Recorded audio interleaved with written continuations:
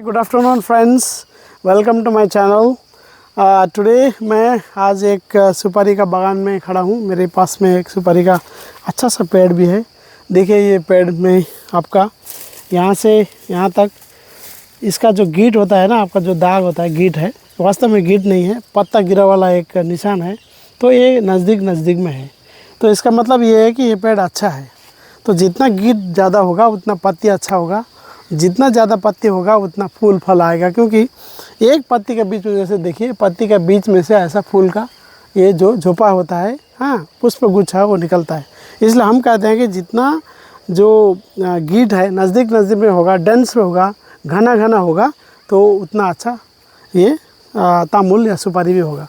तो दूसरी बात है दोस्तों, हम क्यों कहते हैं कि इसमें हम अच्छा से मल या पानी या खाद हमको क्यों देना चाहिए?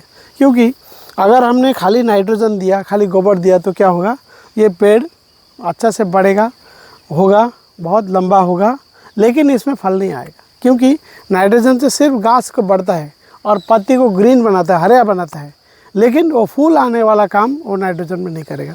तो फूल को आने के लिए और जड़, इसका जो सिकड़ है, इसका जो रूट्स है, मजबूत करने के लिए फास्फोरस का ज़रूरी होता है।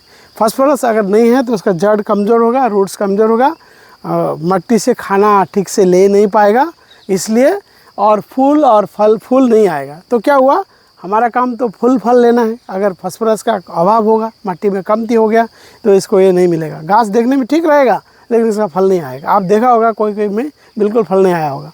और तीसरा बात है पोटास, NPK जो बोलते हैं, जो पोटासियम इसका के है। अगर पोटास का अगर इसमें अभाव हुआ तो क्या होगा, इसमें रोग ज़्यादा लगने का चांस होता है। पोटास क्या करता है, रोग को प्रतिरोध करता है, डिफेंस, माने घास का जो है वो डिफेंस करता है, इसको बल देगा। और दूसरा है, अगर नाइट्रोजन और फास्फोरस दो अगर तत्व है, उसको ज़्यादा हो गया या बहुत कम हो गया, तो दोनों को ये क्या होगा, बैलेंस भी कर देगा। ये पोटास का काम है। और पोटास क्या करेगा, आपका इसमें माड़ बनाएगा, फाइबर बनाएगा। तो आप फाइबर घास देखा होगा, बहुत सारा रेशा या फाइबर होता है। ये अगर थोड़ा सा काटेगा, इसका अंदर में पूरा फाइबर है। ये सुपारी या तामुल का पात है, इसमें भी पूरा फाइबर होगा।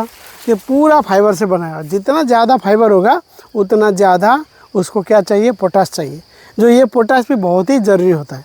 उसके बाद में अगर ये घास में हम नाइट्रोजन फास्फोरस सब कुछ देने के बाद में भी अगर मिट्टी में बोरोन नहीं होगा, तो क्या होगा, क्राउन चोकिंग बीमार भी हो सकता है। कैल्शियम का कम होने से भी वो बीमारी भी हो सकता है। तो बीमारी जो है खाली फंगस के वजह से, वायरस के वजह से, कीट के वजह से बीमारी नहीं होता है। बीमारी है जो अगर मिट्टी में होने वाला जो तत्व है, जो न्यूट्रिएंट्स है, अगर खाने का चीज़ नहीं है, तो भी आपको ये बीमारी है, रोग, जो नाना प्रकार के बहुत किस्म के रोग हो आ सकते हैं।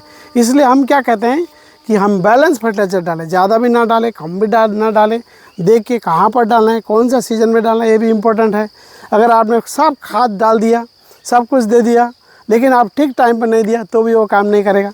अगर मिट्टी में ज़्यादा एसिड है और कम बहुत ही ज़्यादा एसिड है, तो भी वो ठीक से नहीं मिलेगा।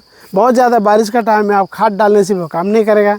इसलिए खाद डालने का सही तरीका, सही सीज़न देख के सही तरीके से हम खाद डालेंगे, तो ये घास भी ठीक ठाक से हो सकता है।